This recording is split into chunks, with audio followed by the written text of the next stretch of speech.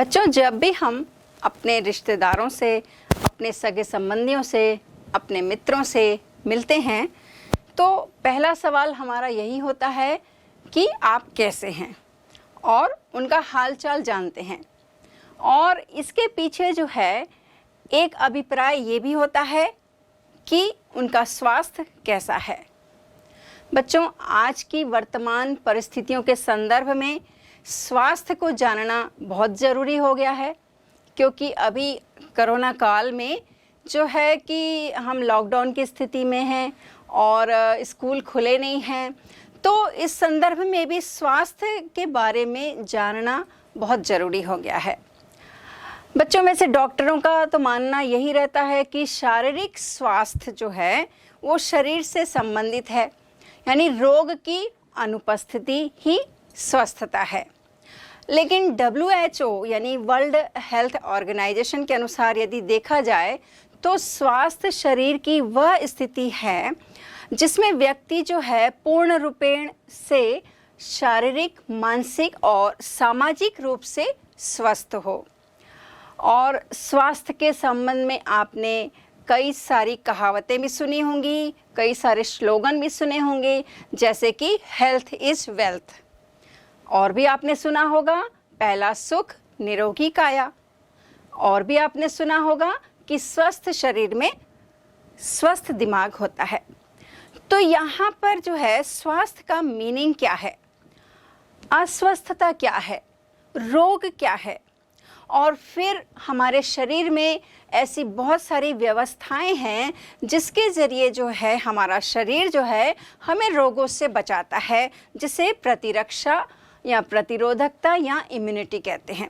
तो आज के इस अध्याय में बच्चों ये सब बातें हम जानेंगे।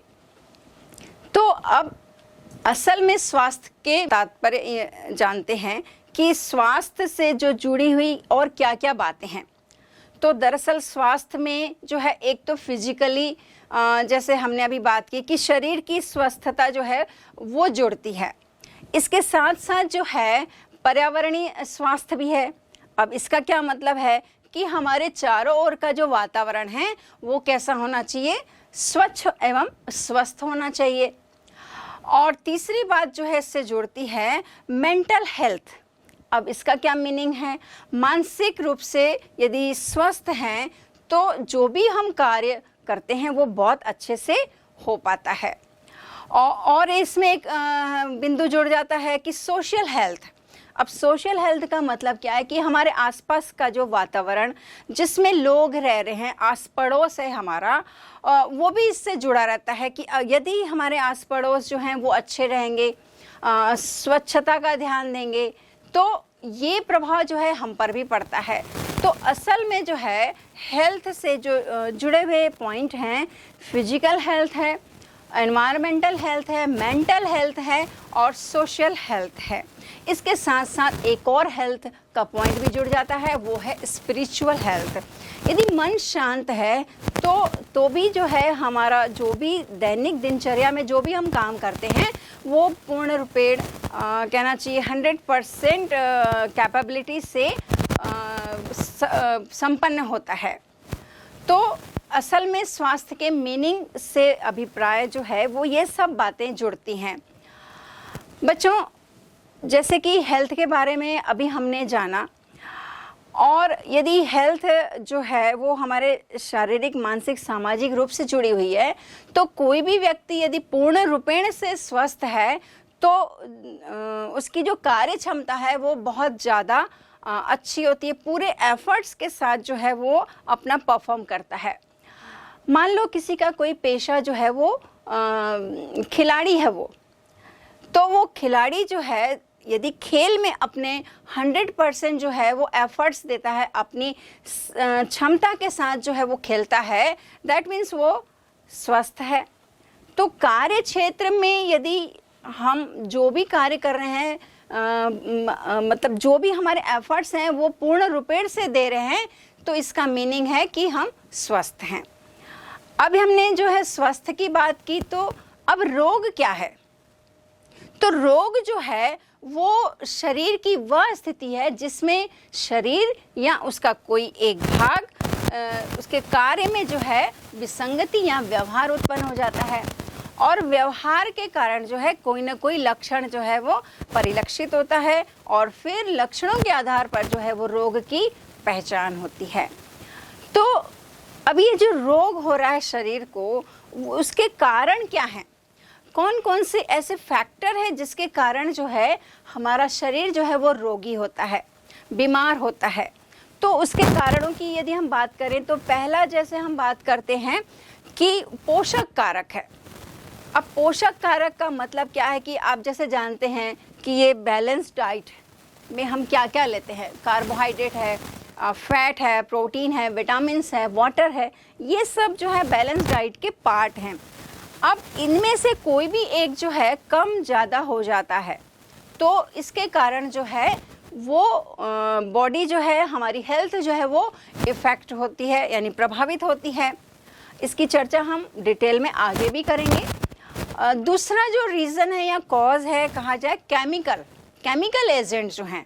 अब केमिकल एजेंट जो है, एक तो है इंटरनली, यानी बॉडी में जो है हार्मोन्स की गड़बड़ी के कारण भी जो है ये हो सकता है, और आउटर में यानी बाहर तरफ से देखा जाए तो जैसे केमिकल एजेंट्स यानी पॉल्यूटेंट्स की यदि बात करें तो उससे भी जो है हमारी हेल्थ जो है प्रभावित होती है। फिर अगला जो कारक है वो क्या है? जैविक कारक। हमारे आसपास के वातावरण में बहुत सारे ऐसे पैथोजेंस हैं, यानी कि विषाणु है, जीवाणु है, कृमि हैं, प्रोटोजोअन्स हैं। तो ये भी जो है चूँकि वातावरण में हैं और बहुत सारे सोर्सेस के ज़रिए हमारे शरीर में प्रवेश कर सकते हैं और फिर शरीर को रोगी कर सकते हैं। ये हो गया बायोलॉजिकल फैक्टर।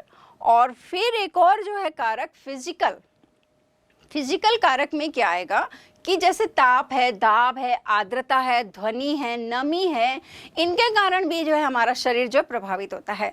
आप जैसे जानते हैं कि ठंड में बहुत ज़्यादा यदि टेम्परेचर जो है वो कम हो जाता है तो शरीर प्रभावित होता है। गर्मी के दिनों में यदि देखा जाए तो बहुत ज़्यादा टेम्परेचर हो जाता है, यानी 45, 46 डिग्री, 47, 48 भी हो जाता है, तो तभी भी जो है शरीर प्रभावित होता है। तो इस तरीके से ये जो भौतिक कारक हैं ये शरीर को प्रभावित करते हैं। इसके अलावा यदि और भी देखा जाए, एक ध्वनि है।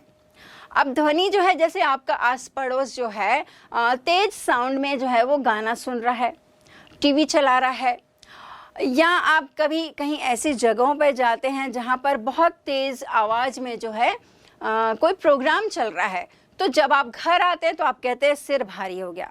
तो ये जो तेज़ आवाज़ थी ये हमारे शरीर को प्रभावित करती है। तो ये भौतिक कारक भी प्रभावित करते हैं। फिर जो है पदार्थों की अधिकता। अब पदार्थों की अधिकता, मान लो जैसे ज़्यादा खाना खाते हैं, हमारी जो डाइट है, यानी कहना चाहिए जितनी ज़रूरत है शरीर को उससे यदि ज़्यादा खाते हैं तो भी जो है वो शरीर प्रभावित होता है, हेल्थ प्रभावित होती है। जैसे एक एग्जांपल है तो मोटापा, ओबेसिटी जो है वो अधिक खाने क्या, जैसे कार्बोहाइड्रेट की चीज़ें यदि ज़्यादा खाते हैं तो वो बॉडी में जो है स्टोर होती जाती है, तो इसके कारण भी जो है हेल्थ प्रभावित होगी। या फिर कह लें कि हार्मोन्स की यदि अधिकता हो गई है बॉडी में, तो ये भी जो है एक रीज़न हो सकता है हमारे शरीर की जो मतलब जो हेल्थ है उसको प्रभावित करने का।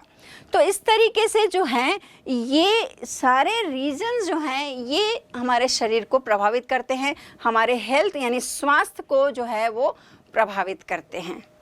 बच्चों, अब रोग के प्रकारों की बात करते हैं। तो रोग जो है उसको दो कैटेगरी में बांटा गया है, जैसे कि आप ये देख रहे हैं, एक है जन्मजात रोग और दूसरा है उपार्जित रोग। जन्मजात से क्या मतलब है कि बच्चे को यदि जन्म से पहले यानी आनुवंशिक रूप से जो रोग मिल रहा है वो जन्मजात रोग कहलाता है। इसका मतलब है कि ये जो जन्मजात रोग है वो आनुवंशिक रोग है और ये जो है जनक से संतति में आते हैं। इसके बारे में आपने जो पहला चैप्टर यानी 5th चैप्टर है उसमें भी आपने जो है वंशागति के सिद्धांत के अंतर्गत आपने पढ़ा होगा। तो जन्मजात रोग में क्या उदाहरण आ सकता है? हीमोफीलिया है, कलर ब्लाइंडनेस है, एल्कैप्टोन्यूरिया है, फिनाइल कीटोन्यूरिया है। तो ये जन्मजात रोग हैं जो पेरेंट्स टू ऑफस्प्रिंग यानी जनक से संतति तक पहुंचते हैं और ये जेनेटिकली जो है वो ट्रांसफर होते हैं। अब दूसरा जो प्रकार है उपार्जित, इसका क्या मतलब है? ये एक्वायर्ड है, यानी जन्म के बाद जो है ये होता है और बाहर के वातावरण से प्रभावित होकर जो है ये रोग हो सकते हैं। अब इनके भी प्रकारों की बात करें तो दो मेजर कैटेगरी में इनको भी डिवाइड किया गया है। एक है संक्रामक है और दूसरा है असंक्रामक, यानी कि एक कम्युनिकेबल डिसीज है एंड दूसरी जो है नॉन कम्युनिकेबल डिसीज। तो जो कम्युनिकेबल डिसीज है या इसको इन्फेक्टियस डिसीज भी कहते हैं।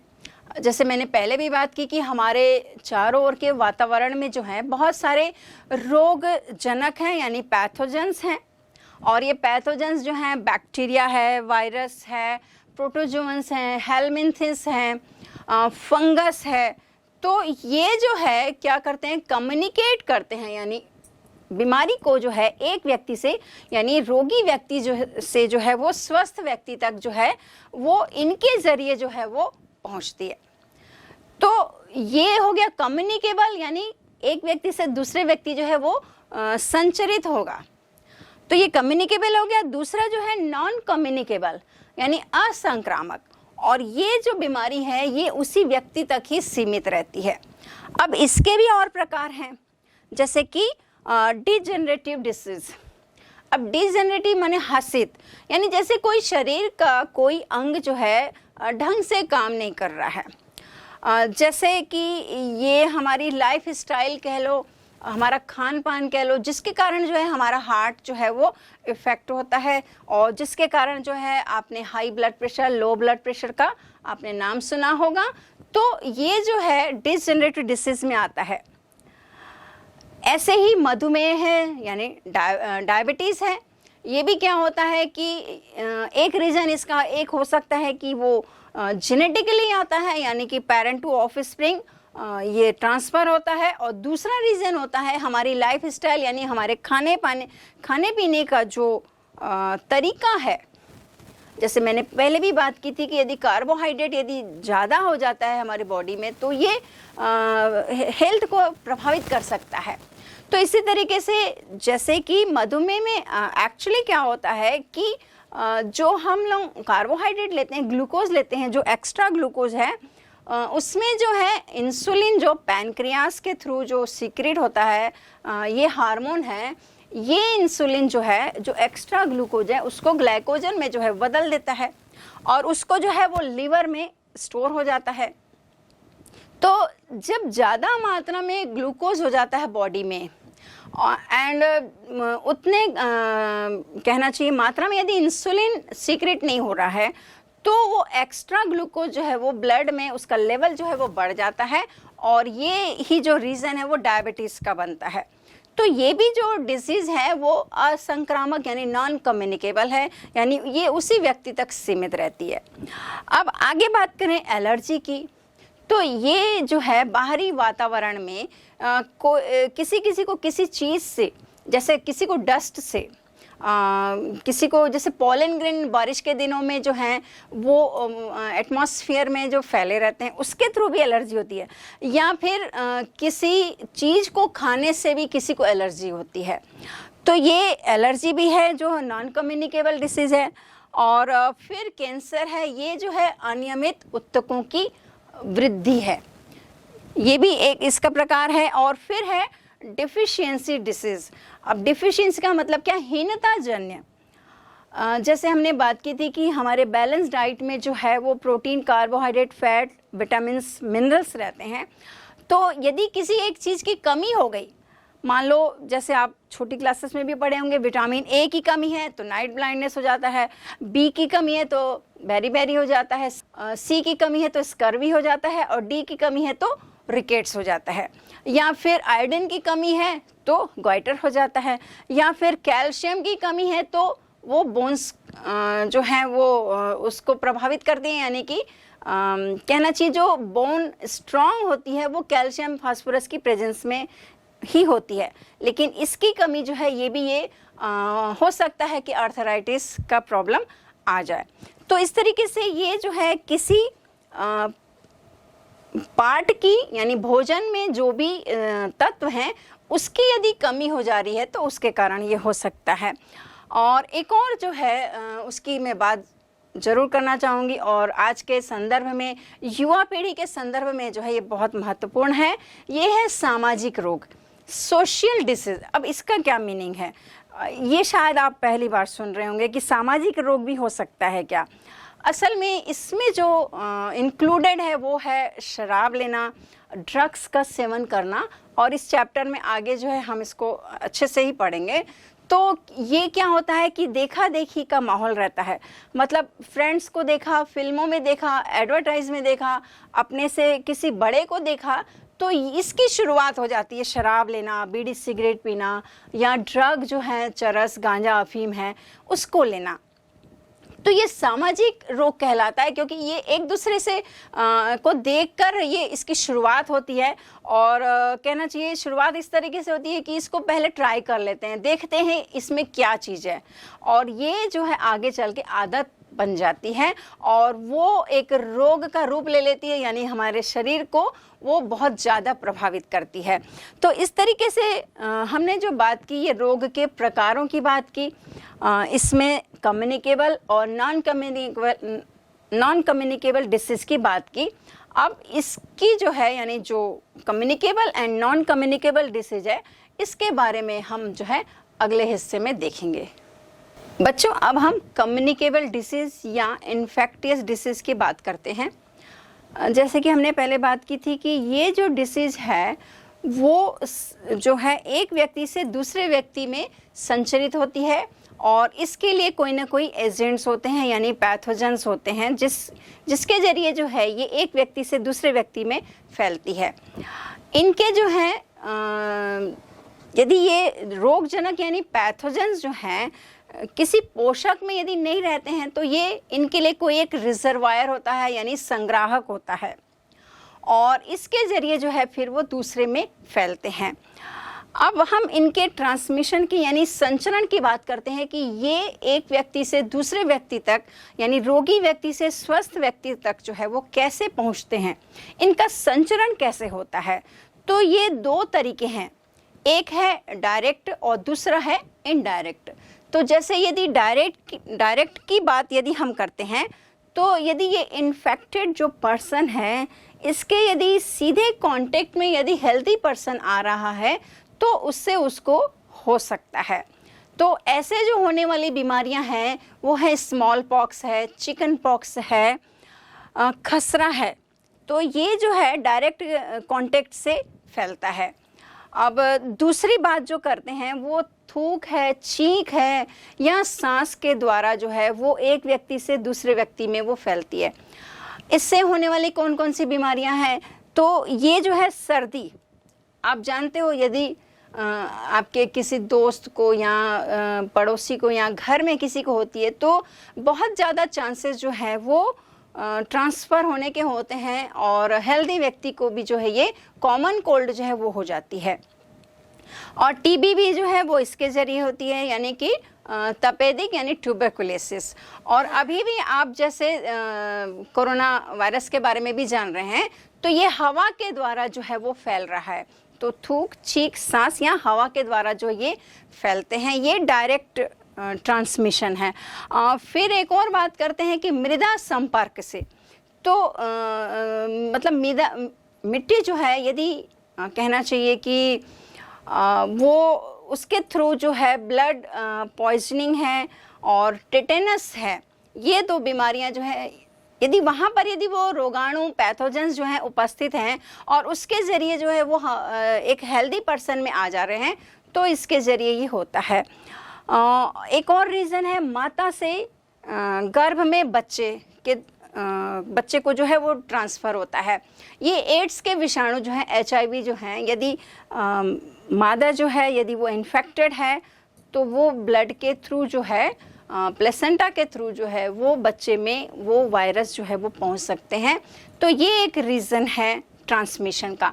तो ये तो बात हुई कि डायरेक्टली इन्फेक्टेड पर्सन से हेल्दी पर्सन को कैसे ट्रांसमिट होगा। दूसरा जो रीज़न है वो इनडायरेक्टली है। अब इनडायरेक्टली में क्या आएगा, जैसे कि कीटों के ज़रिए, जैसे हमने मच्छरों के ज़रिए कुछ बीमारियों के नाम आपने सुने होंगे, मलेरिया है, डेंगू है, ये जो है मच्छरों के द्वारा फैलती हैं। तो ये जो कीट है या फ्लाई है, मक्खियों के ज़रिए भी फैलता है। तो ये जो कीट हैं ये उनके इंटरमीडिएट होते हैं, तो इनके ज़रिए जो है वो हेल्दी पर्सन तक वो पहुंचते हैं। आगे हम मलेरिया की बारे में डिटेल में जानेंगे। तो ये कीटों के ज़रिए होता है। टाइफाइड भी जो है वो फ्लाइस जो है दूषित जगह पर यानी गंदे जगह पर बैठती हैं और भोजन पर यानी पानी पर भी आती हैं। तो वो भोजन और पानी जो है वो दूषित हो जाता है और इनके जो है पैथोजेंस जो हैं वो बॉडी में प्रवेश कर सकते हैं। फिर एक और जो है थ्रू एयर के है, तो इसके ज़रिए जो है वो चेचक और खसरा जो है ये बीमारियां हो सकती हैं। और एक और बात है कि अस्वच्छ या गंदे हाथों से भी यदि हम कोई चीज़ खाते हैं तब भी बहुत सारे चांसेस होते हैं कि ये पैथोजेंस जो हैं हमारे अंदर में एंटर करते हैं। तो दरअसल जो मुख्य साधन है हमारे शरीर के अंदर इनका प्रवेश करने का, वो पहला तो है हवा के द्वारा, दूसरा है पानी के द्वारा और तीसरा है भोजन के द्वारा। तो यदि ये माध्यम है, इनके ज़रिए यदि शरीर में पैथोजेंस जो हैं वो पहुंच जा रहे हैं, ठीक है, हमारे बॉडी में ऐसी व्यवस्थाएं हैं, इम्यूनिटी पावर है, तो जिसके कारण जो है ये हमारे बॉडी का सिस्टम जो है उनसे रोगजनक से यानी पैथोजन से लड़ता रहता है। ये लड़ाई जो है वो चलती रहती है और इसमें जो है यदि हमारे बॉडी का इम्यून सिस्टम अच्छा है तो हमारी जो है रोगों से बचाव हो जाता है। लेकिन यदि इम्यूनिटी पावर कम है, तो यदि उनकी संख्या ज़्यादा है यानी पैथोजेंस की संख्या ज़्यादा है, तो हमारा शरीर जो है यानी स्वास्थ्य जो है वो प्रभावित होता है और कोई ना कोई उनके ज़रिए जो है वो रोग हो सकता है। बच्चों, अब हम कम्युनिकेबल डिसीज़ जो फैलाने वाले पैथोजेंस हैं उनके जो स्टेजेस हैं, स्टेजेस ऑफ कम्युनिकेबल डिसीज़ है उसकी बात करते हैं। तो जनरली जो है संक्रामक रोग फैलाने वाले जो पैथोजेंस हैं वो एक तरीके का विष उत्पन्न करते हैं शरीर में, जिसके कारण जो है वो रोग होता है। और देखा जाए तो अलग अलग पैथोजेंस के जो हैं वो रोग जो अलग अलग पैदा करते हैं वो अलग अलग हैं, लेकिन जो उनकी जो अवस्थाएं हैं वो लगभग जो है वो समान होती हैं। उन्हीं अवस्थाओं की अभी हम बात करते हैं। तो जैसे पहली अवस्था जो है इनक्यूबेशन पीरियड की है। इस पीरियड में जैसे कोई पैथोजेंस जो है शरीर में प्रवेश करता है तो ये विष उत्पन्न करने के साथ साथ ये अपनी संख्या भी बढ़ाते जाता है। अभी जैसे कोरोना वायरस की ही बात कर लें तो मान लो ये एयर के थ्रू, किसी कांटेक्ट के थ्रू जैसे बॉडी में यदि प्रवेश कर लिया है तो सबसे पहले जो है ये अपनी संख्या बढ़ाते हैं, यानी ये रिप्लिकेशन के थ्रू जो है वायरस जो है वो उसका जेनेटिक मटेरियल जो है वो रिप्लिकेट हो रहा है, तो उसके ज़रिए वो अपनी संख्या बढ़ाते रहते हैं। तो ये इनक्यूबेशन पीरियड होता है। फिर सेकेंड जो पीरियड है वो ऑनसेट पीरियड है। अब इस पीरियड में जो है वो बहुत ज़्यादा इनकी संख्या बढ़ते जाती है और एक पर्याप्त मात्रा में कह लें कि वो उनकी जब संख्या बढ़ जाती है तब ये रोग फैलाने की स्थिति में आ जाते हैं, यानी बहुत ज़्यादा जो है कहना चाहिए रोग के लक्षण जो हैं वो दिखने लग जाते हैं और इनका प्रकोप जो है वो बहुत ज़्यादा बढ़ जाता है। अब तीसरी बात करें कि क्लाइमेक्स पीरियड क्या है, ये अंतिम चरम बिंदु रहता है जहाँ पर जो है इनकी संख्या बहुत ज़्यादा बढ़ जाती है और कहना चाहिए एक क्रिटिकल कंडीशन बॉडी में आ जाती है, जिसके कारण जो है कि बहुत ज़्यादा जो है वो कमज़ोरी लगने लगती है, थकान लगने लगती है और ये लक्षण जो है पूरे के पूरे उभर के आ जाते हैं। कुछ बीमारियों के ज़रिए हम इन चीज़ों को समझने का प्रयास करेंगे, जैसे एड्स है, मलेरिया बीमारी है या कैंसर है, उसके ज़रिए हम इन चीज़ों को समझने का प्रयास करेंगे। तो ये क्लाइमेक्स पीरियड है और फिर है डिक्लाइन पीरियड। तो अब जब एक क्लाइमेक्स यानी अंतिम चरम बिंदु पर जब वो रोग पहुंच जाता है, यानी रोगाणु की अवस्था जब पहुंच जाती है, तो उसके बाद जो है वो डिक्लाइन होने लगता है, यानी कि उसका प्रकोप जो है वो कम होने लगता है। अब इस अवस्था में जो है जब कम होने लगता है तो रोगी को कुछ खाने की इच्छा होती है, घूमने फिरने की इच्छा होती है, लेकिन इस अवस्था में भी जो है जो डिक्लाइन पीरियड है इसमें ये कम होते जाता है। तो कम तो हो रहा है, लेकिन फिर भी जो है रोगाणु जो है कुछ मात्रा में शरीर में मौजूद रहते हैं। तो लास्ट जो है पीरियड ऑफ कन्वलेसेंस है, इसमें क्या होता है, अब ये है तो सही, रोगाणु बहुत थोड़ी मात्रा में प्रेजेंट रहते हैं, यदि सावधानी नहीं बरती गई तो फिर से इनका प्रकोप हो सकता है। तो इसलिए जब डॉक्टर जब दवाइयाँ देते हैं, उनके जो प्रिस्क्रिप्शन में लिखा रहता है एंटीबायोटिक्स हैं, जो डे बाय डे जो दवाइयाँ देते हैं, तो यदि मान लो हम लोग एंटीबायोटिक जो दी रहती हैं वो यदि हम प्रॉपर नहीं ले पाते हैं, मान लो जैसे मॉर्निंग एंड नाइट का 2 डोज दिया गया है तो हम नहीं ले रहे हैं, तो दूसरे दिन क्या होता है, तो उन रोगाणुओं की संख्या जो है बढ़ जाती है।